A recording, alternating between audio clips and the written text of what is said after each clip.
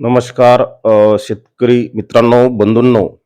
आज 1 जून 2026. मित्रांनो, खरीप हंगामाची खऱ्या अर्थानं शेतकऱ्यांची सुरुवात. परत एकदा माझ्या शेतकरी मित्रांना 2026च्या खरीप हंगामाच्या लाख लाख शुभेच्छा. सॉरी मित्रांनो, आज आपण या उपग्रह प्रतिमाचं विश्लेषण पाहणार आहोत. त्याचबरोबर राज्याला आज बाष्पपुरवठा आहे का ते पाहणार आहोत. साऊथ वेस्ट मान्सून हा कुठपर्यंत आलेला आहे आणि राज्यात तो कधी येईल. आपला साऊथ वेस्ट मान्सून मधील बाष्प किंवा मान्सून कोणी चोरीला तर घेऊन गेलं नाही ना, या साऱ्या प्रश्नाची उत्तरं आपण आजच्या व्हिडिओमध्ये पाहणार आहोत. व्हिडिओ मोठा जरी झाला तरी तुम्हाला तो शेवटपर्यंत पाहावा लागेल. मित्रांनो, या प्रतिमेचं उपग्रह प्रतिमेचं विश्लेषण केलं असता आपल्याला असं लक्षात येतं की या ठिकाणी WD सक्रिय आहे.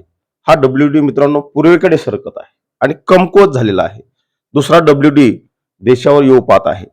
या सर्व पार्श्वभूमीवर आज मित्रांनो राज्याच्या देशाच्या उत्तर भागासह मध्य प्रदेश असेल, मराठवाडा असेल, पूर्व विदर्भ आहे यामध्ये आज मित्रांनो, दक्षिणेकडील जो भाग आहे राज्याचा यामध्ये बीड, धाराशिव, लातूर, सोलापूर या पट्ट्यात उत्तरेकडील भागात हलक्या ते मध्यम पावसाच्या ऍक्टिव्हिटीज असतील, त्याही या WDच्या परिणामामुळे.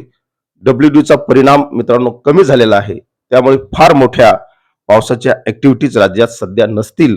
कारण म्हणावा तितकासा बाष्प पुरवठा राज्याला अरबी समुद्रातून आणि बंगालच्या उपसागरातून होत नाही. त्यामुळे WDची जी ताकद आहे ती कमकुवत झालेली आहे आणि राज्यात विखुरलेल्या स्वरूपात, विरळ स्वरूपात पाऊस होत आहे, विशेषतः अंतर्गत महाराष्ट्रात. मित्रांनो, हे झालं पावसासंदर्भातलं विश्लेषण.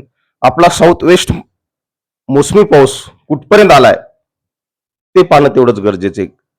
काल 30-31 तो त्याच जागेवर स्थिर आहे, कुठेही त्यांनी सरकलेला नाही. श्रीलंकेच्या उत्तर भागात तो तळ ठोकून आहे, अगदी केरळच्या विशीवर आलेला आहे, परंतु केरळमध्ये मात्र काही येत नाही.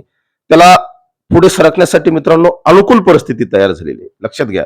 आता उत्तरेकडून येणारे जे काही कोरडे वारे आहेत, उष्ण आणि कोरडे वारे, याचा प्रभाव कमी होत आहे. त्यामुळे साहजिकच दक्षिणेकडील वाऱ्यांचा प्रभाव हा वाढणार आहे उत्तरेकडं आणि ही वारे, उष्ण आणि कोरडे वारे पाठीमागं लोटले जाऊ शकतात आणि मान्सूनचा प्रवास हा पुढे होऊ शकतो. परंतु मित्रांनो त्याला अजून आज 1, उद्या 2, 3 आणि 4 तारखेला आपला साऊथ वेस्ट मान्सून केरळमध्ये धडकू शकतो, असे आपल्या हवामान चळवळीचे मित्र आणि हवामान अभ्यासक श्री गणेश यांचं म्हणणं आहे. आणि अगदी मित्रांनो त्यांच्या म्हणण्यानुसार तो 3 तारीख ते 4 तारखेला धडकण्याची शक्यता दाट आहे. कमकुवत मान्सून येत आहे. मित्रांनो, सांगायला खेद होत आहे, काल परवाच IMDने व्यक्त केलेलं आहे, आपले मतं मांडलेली आहेत वेगवेगळ्या विचारवंतांनी, अर्थतज्ञांनी. मित्रांनो, गेल्या 11 वर्षातला सर्वात कमकुवत मोसमी पाऊस साऊथ वेस्ट मान्सून भारतात एंट्री करत आहे. त्याचा महाराष्ट्रातला प्रवास कसा असेल तो केरळमध्ये आल्यानंतर कळेल. परंतु मित्रांनो, महाराष्ट्रात तळ कोकणामध्ये यायला किमान त्याला अजून 10 दिवस लागणार आहे. 10 तारीख महाराष्ट्रात लागणार आहे.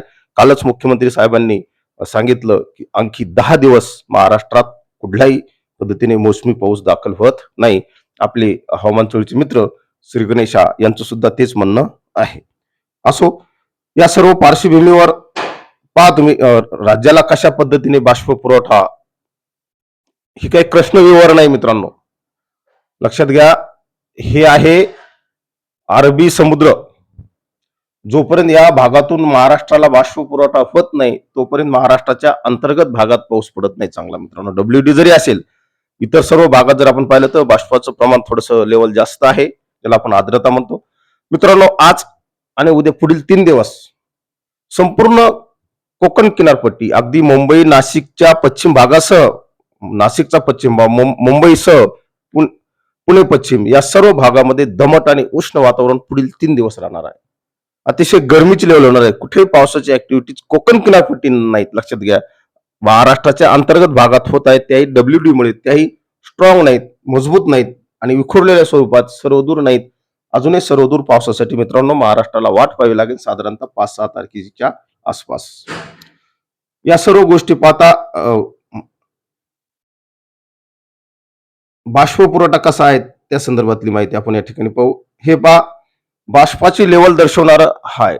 संपूर्ण मुंबई कोस्टल लाईन जी आहे या ठिकाणी बाष्पाचं प्रमाण कमी आहे मित्रांनो. त्यामुळे या भागात आज उद्या आणि परवा 2-3 दिवस उष्ण आणि दमट वातावरण राहणार आहे. कुठेही पावसाच्या हलक्या ऍक्टिव्हिटीज असतील, मोठ्या ऍक्टिव्हिटीज होणार नाहीत, परंतु त्या मानाने अंतर्गत महाराष्ट्रात ऍक्टिव्हिटीज राहतील. 1-2 दिवस डब्ल्यूडीच्या परिणामामुळे आणि विखुरलेल्या स्वरूपाचा पाऊस असेल. मित्रांनो, आपलं बाष्प चोरी जाऊ शकते. राज्यात कुठे कुठे पाऊस राहील या मॉडेलनुसार भारतीय हवामान विभागानं दिलेला हा अलर्ट आहे. यामध्ये मित्रांनो अंतर्गत महाराष्ट्रात सॉरी पूर्व विदर्भ संपूर्ण भागात, फक्त या ठिकाणी त्यांनी पश्चिम विदर्भामध्ये पावसाचे कमी हालचाली दाखवलेल्या आहेत या मॉडेलनुसार. त्यानंतर मित्रांनो, आपलं बाष्प चोरीला जाऊ शकतं की काय हे सातत्याने आपण सांगितलेले आहे, व्हिडिओमध्ये सुद्धा दाखवलेले आणि प्रत्यक्षात मित्रांनो ते घडतंय.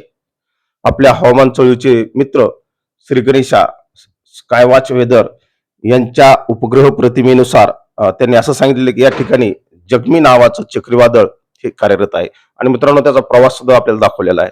आणि या ठिकाणी आपला साऊथ वेस्ट मान्सून रखडलेला आहे, अडकलेला आहे, तो कमकुवत येत आहे. काय येत आहे? या ठिकाणी एक छोटीशी लो प्रेशर सिस्टीम मित्रांनो चालू आहे.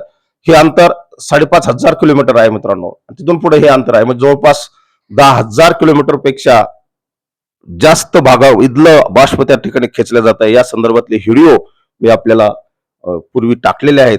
त्यामुळे नीट मित्रांनो उपग्रह प्रतिमेचं नीट व्यवस्थित विश्लेषण करा आणि खरोखर साऊथ वेस्ट मान्सून कमकुवत आहे की स्ट्रॉंग आहे हे देशातील राज्यातील शेतकऱ्यांना कळलं पाहिजे. चूक सांगितलं, एखादं काहीतरी गोष्ट सांगितली म्हणजे शेतकऱ्यांना असं वाटतं की घाबरत आहेत. मित्रांनो, खरा अंदाज सांगणे म्हणजे घाबरवणे नव्हे, हे लक्षात घ्या. सातत्याने मी खरं सांगण्याचा प्रयत्न करतो आणि खरं सांगत असताना मित्रांनो थोडंसं ते कटू असतं, परंतु अंतिम सत्य तेच असतं. म्हणून त्या अंदाजाकडे लक्ष द्यावा. या निमित्तानं मित्रांनो श्री गणेशा यांच्या विश्लेषणानुसार खरोखरच आपल्या साऊथ वेस्ट मान्सून मधलं बाष्प चोरीला जात आहे, कोणीतरी पळून नेत आहे. आणि खरं तर या भागातल्या सिस्टीम ह्या देशाकडे येत असतात, परंतु असं न होता ते आता पूर्वेकडे चालले आहेत. या सर्व गोष्टी निश्चित दखलपात्र आहेत. आज या निमित्तानं एवढंच सांगतो, थांबतो. जय हिंद, जय महाराष्ट्र.